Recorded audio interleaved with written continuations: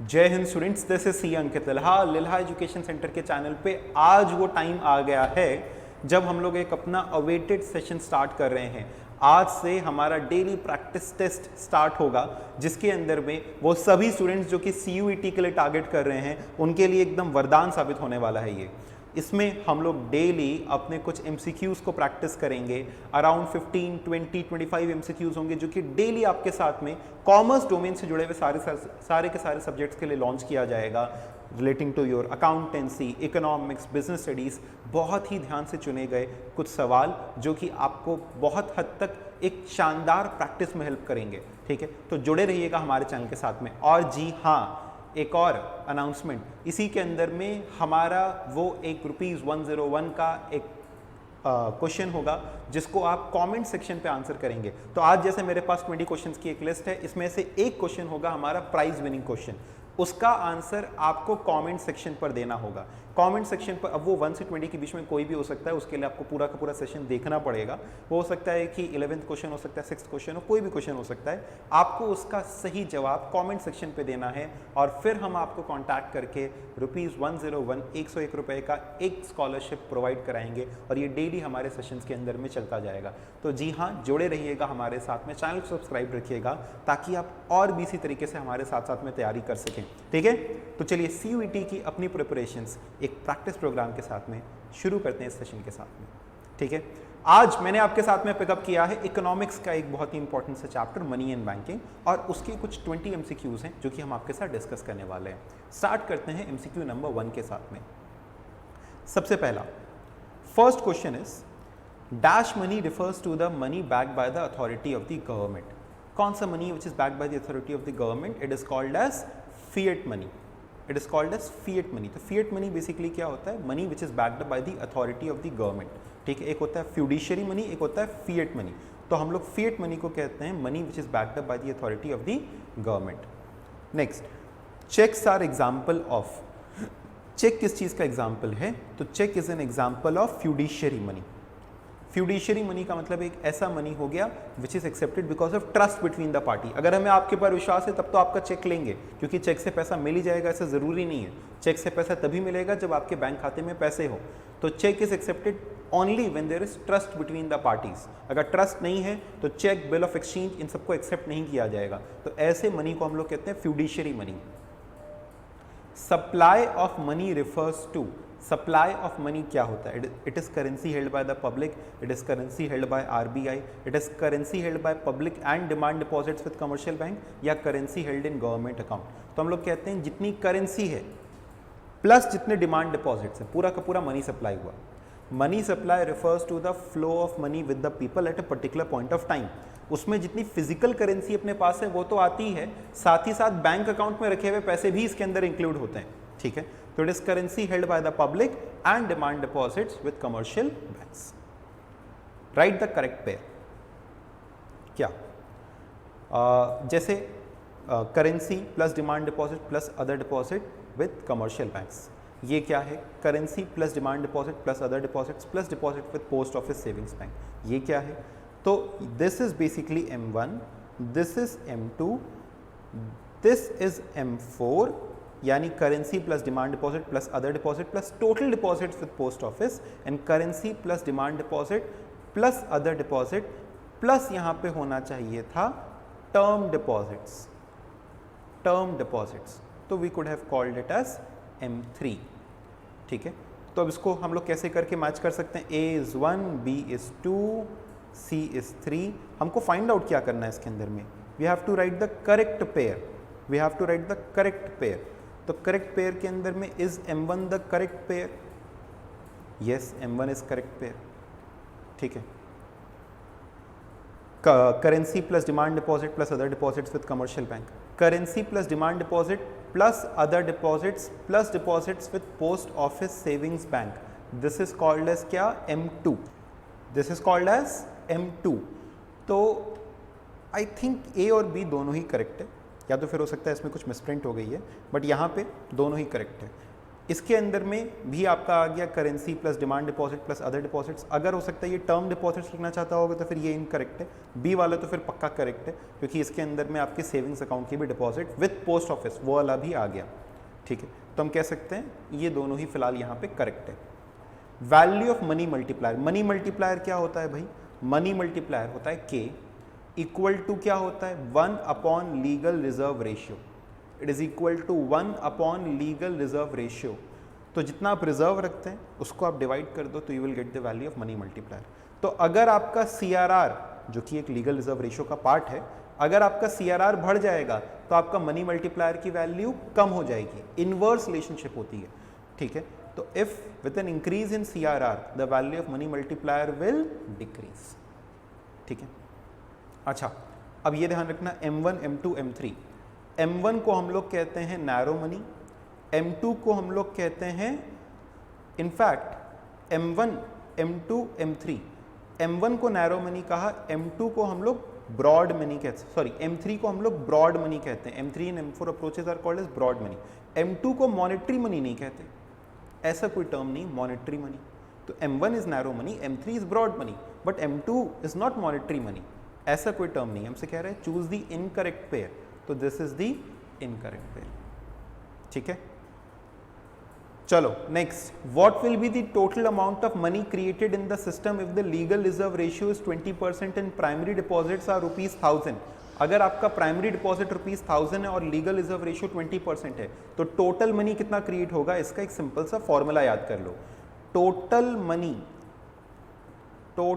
Money जो create होगा that will be equal to primary deposit, जितना प्राइमरी डिपॉजिट है upon the legal reserve ratio, upon your legal reserve ratio. तो it is equal to ₹1000 divided by your legal reserve ratio is कितना? 20%, equal to कितना हो जाएगा?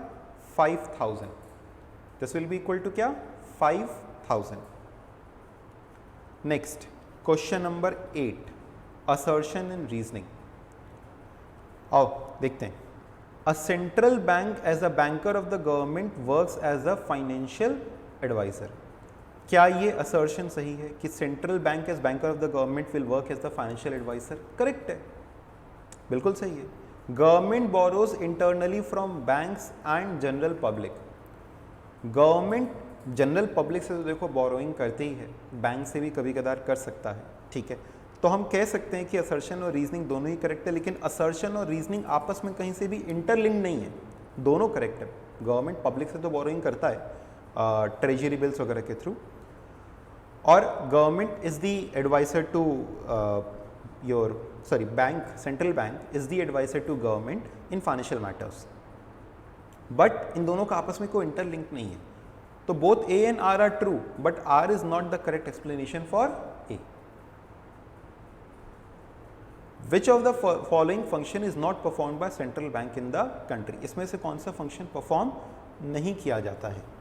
It is the lender of last resort, ये तो होता ही है सेंट्रल बैंक। क्या क्रेडिट क्रिएशन का काम करता है? बिल्कुल। क्या इश्यू ऑफ करेंसी करता है? हाँ बिल्कुल। विच of the following function is not performed by central bank in the country? भैया ये तो किया जाता है, ये भी किया जाता है। अब आप ये कह सकते हैं कि वो क्रेडिट क्रिएशन न करके क्रेडिट कंट्रोल करता है, but still not very valid to say. ठीक है, तो अगेन आई विल से कि या तो यहाँ पे फिर ऑप्शन में हम लोग रखते हैं none of these, but if we have to ask one, तो फिर लेंडर ऑफ लास्ट रिजॉर्ट है, इश्यूअर ऑफ द करेंसी है। क्रेडिट क्रिएशन की जगह हम यहाँ पे कह सकते हैं क्रेडिट कंट्रोल करता है। ठीक है, बट अगर हमको कोई फोर्थ ऑप्शन मिलता, I could have chosen the fourth option. Not perform में ऑल ऑफ दीज, यानी all of these are not perform ना, ए और सी तो होता ही है, बी वाला भी होता है, बट वी कैन से कि हाँ क्रेडिट क्रिएशन का स्पेसिफिक काम कौन करता है? वो आपके कमर्शियल बैंक्स करते हैं, और क्रेडिट कंट्रोल करने का काम, यानी कितना पैसा फ्लो करेगा, वो काम आपका आरबीआई करता है। ठीक है, तो in this case we can say it is B. Name the credit control method which refers to the difference between the amount of loan and the market value of the security। amount of loan और market value security, जितना गिरवी रखे और जितने का loan मिला, उसके बीच के गैप को हम लोग क्या कहते हैं? Margin requirement. It is called as क्या, मार्जिन रिक्वायरमेंट। आपने पढ़ा होगा qualitative methods. What will be the effect of increase in repo rate on the money supply. अगर रेपो रेट बढ़ता है तो मनी सप्लाई के ऊपर क्या इफेक्ट पड़ेगा, रेपो रेट के बढ़ने से मनी सप्लाई हमेशा कम हो जाती है, याद रखना। Repo, reverse repo, bank rate, CRR, SLR, इन सभी के बढ़ने से मनी सप्लाई कम होती है। तो what will be the effect of increase in repo rate on the money supply, money supply will decrease. ठीक है, now students, now you have that question जो कि आपको आंसर करना है for the price of ₹101। Question number 12 आप सब लोग को अगर पता है तो फिर कमेंट सेक्शन पे बताओ। क्वेश्चन नंबर 12 का आंसर सॉरी, क्वेश्चन नंबर 12 का आंसर कमेंट सेक्शन पे बताइएगा। The ratio of total deposit that a commercial bank has to keep with RBI. जितना हमें टोटल डिपॉजिट एक कमर्शियल बैंक को आरबीआई के पास जमा कराना पड़ता है उसे क्या कहते हैं, statutory liquidity ratio, deposit ratio, CRR cash reserve ratio, या एलआरआर लीगल रिजर्व रेशियो। तो जितना आरबीआई के पास जमा करा रहे हैं, टोटल रिजर्व जितना आरबीआई के पास जमा करा रहे हैं उसे क्या कहते हैं। You have to write the correct answer in the comment section. ठीक है, नेक्स्ट, लेकिन पूरा अभी कंप्लीट कर लीजिए अपना एमसीक्यू टेस्ट। फिर इसके बाद अगला, if the total deposit created by a commercial bank is ₹10,000 crores and legal reserve requirement is 40%, then the amount of initial deposit is। देखो हमने आपको फॉर्मूला बताया था कि जो टोटल डिपॉजिट होता है, कम ऑन, जो टोटल डिपॉजिट होता है it is equal to primary deposit यानी initial deposit upon your LRR. तो टोटल डिपॉजिट कितने का क्रिएट हो रहा है, 10,000 is equal to primary deposit यानी इनिशियल डिपॉजिट कितने का हमको नहीं पता, लीगल रिजर्व रेशियो कितना है 40%।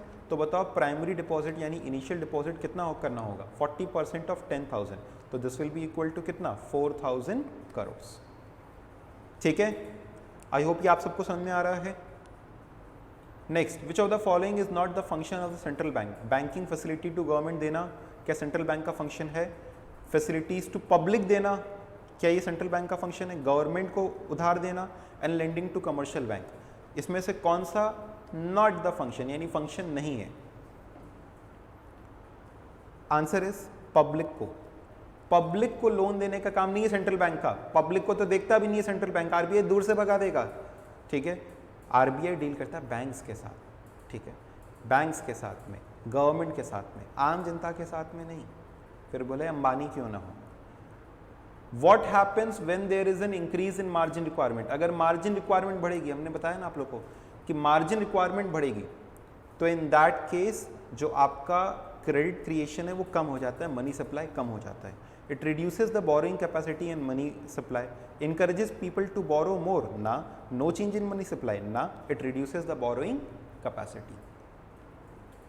विच of the following agency is responsible for issuing ₹1 currency. सारे करेंसी कौन इशू करता है, आरबीआई, लेकिन ₹1 का नोट और सारे सिक्के, ₹1 का नोट और सारे सिक्के ये इशू करता है ministry of finance, government of India.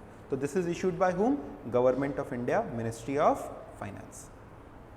Next, demand deposit includes क्या, saving account and fixed deposit. Fixed deposit demand deposit में आता है ना, saving account and current account, current account and fixed deposit, all type of deposit. तो क्या आता है बताइए, come on fast, it include saving deposit and current account. तो रेपो रेट क्या होता है, रेपो रेट वो रेट होता है जिस पे कौन किसको लेंडिंग करता है। स्टूडेंट्स प्लीज थिंक, कौन किसको लेंडिंग करता है, कमर्शियल बैंक जिस रेट पर, आरबीआई जिस रेट पर कमर्शियल बैंक को लेंडिंग करेगा उस रेट को कहते हैं रेपो रेट। आरबीआई जिस रेट पर कमर्शियल बैंक को लेंडिंग करता है उसे कहते हैं रेपो रेट। तो commercial bank purchases the government securities from central bank, commercial bank can take loan from central bank, commercial bank can keep their deposit with the central bank, या फिर short term loans are given by commercial bank। तो क्या commercial bank loan देता है, नहीं। commercial bank अपने deposits रखते हैं, नहीं। commercial bank can take loan from central bank, yes। जिस रेट पे वो लोन लेते हैं उसी को हम लोग कहते हैं क्या, रेपो रेट। ठीक है, okay, so commercial bank can take loan from central bank, ये हो गया आपका repo rate. Which of the following is not a quantitative method of credit control. इसमें से कौन सा क्वांटिटेटिव मेथड नहीं है। अच्छा, क्वांटिटेटिव नहीं है इसका मतलब क्या हुआ, वो क्वालिटेटिव मेथड है। तो इसमें से कौन सा एक क्वालिटेटिव मेथड है? Open market operation is a quantitative method, margin requirement is a qualitative method. तो हम लोग इसे क्या कहते हैं? Qualitative method. मार्जिन रिक्वायरमेंट हो गया, मॉरल सुएशन हो गया, क्रेडिट रेशनिंग हो गया, ये सब किस में आते हैं? Qualitative method. And last, credit creation bye commercial bank is determined by CRR, SLR, initial deposit, all of the above. ये सभी अफेक्ट करते हैं कहीं ना कहीं क्रेडिट क्रिएशन को, क्योंकि क्रेडिट क्रिएशन कैसे आता है? Initial deposit upon legal reserve ratio, और लीगल रिजर्व रेशियो में दोनों ऐड होता है। तो ये तीनों ही फैक्टर्स हैं जो कि आपके क्रेडिट क्रिएशन को अफेक्ट करते हैं। तो आई होप आपको ये समझ में आया होगा, आई होप आपने इसको एंजॉय किया, अच्छे से यूज़ किया। Do share it with your friends also, ठीक है, and do stay connected to our channel. और हाँ, वो जो प्राइज़ वाला क्वेश्चन था, क्वेश्चन नंबर 12, उसको ज़रूर से आंसर करना कमेंट सेक्शन पे। Will be waiting to reward you. Thank you so much, stay connected, bye bye.